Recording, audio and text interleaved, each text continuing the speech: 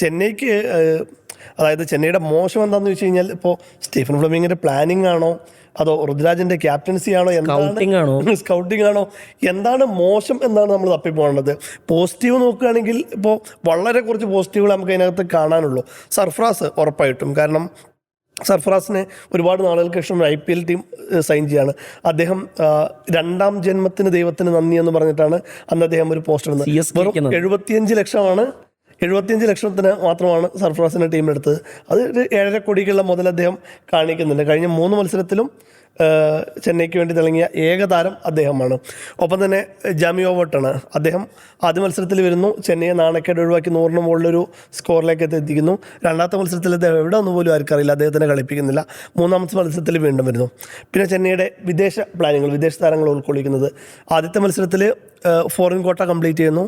കഴിഞ്ഞ മത്സരത്തിൽ 2 പ്ലേയേഴ്സിനെ മാത്രം കളിപ്പിക്കുന്നുള്ളൂ. ഇപ്പോൾ ഇന്നത്തെ മത്സരത്തിലേക്ക് വരുമ്പോൾ ഇന്നത്തെ മത്സരത്തിലേക്ക് 3 പ്ലേയേഴ്സിനെ വെച്ച് കളിപ്പിക്കുന്നു. ഇവർ ഏതൊക്കെ താരങ്ങളെയാണ് എങ്ങനെയൊക്കെ കളിപ്പിക്കുന്നത് ഇപ്പോഴും ഒരു ഐഡിയ അല്ലേ. ഈ സീസൺ മൊത്തം പരീക്ഷണങ്ങൾ കുറേ നടത്തി നോക്കിയിട്ട് ചെയ്യാമെന്നുള്ള രീതിയിൽ തന്നെയാണ് പോകുന്നതെന്ന് നോക്കുന്നു. ഒപ്പം തന്നെ നമ്മൾ സഞ്ജുവിനെ കൂടി പറഞ്ഞു പോകണമെന്ന് തോന്നുന്നു. 6, 7, 9 ഭയങ്കര ഒരു മോശം ഇന്നിങ്സ്. അതായത് ഒരു ബ്രഹ്മാണ്ഡ സിനിമ പോലെ ചെയ്തു വെച്ച ഒരു സംഭവം, വേൾഡ് കപ്പിൽ സംഭവം കഴിഞ്ഞ് വന്നിട്ട് സഞ്ജു ഈ വിധം നിരാശപ്പെടുന്നത്. കാരണം കുറച്ചധികം നമ്മളെല്ലാവരും പ്രതീക്ഷിക്കുന്നുണ്ട് സഞ്ജുവിൻ്റെ അടുത്ത് എന്നുള്ള കാര്യം സത്യം തന്നെയാണ്. പ്രത്യേകിച്ച് ആ വേൾഡ് കപ്പ് എൻ്റെ ഒരു ഹാങ് ഓവർ ആർക്കും വിട്ടുപോയിട്ടില്ലല്ലോ. ആ ഒരു കമ്പാരിസണും കൂടി വരുമ്പോഴാണ് തോന്നുന്നു അദ്ദേഹത്തിനും ചെറിയ രീതിയിലുള്ള സമ്മർദ്ദങ്ങളുണ്ട്. 3 മത്സരത്തിലും സിംഗിൾ ഡിജിറ്റിലാണ് സഞ്ജു പുറത്താവുന്നത്.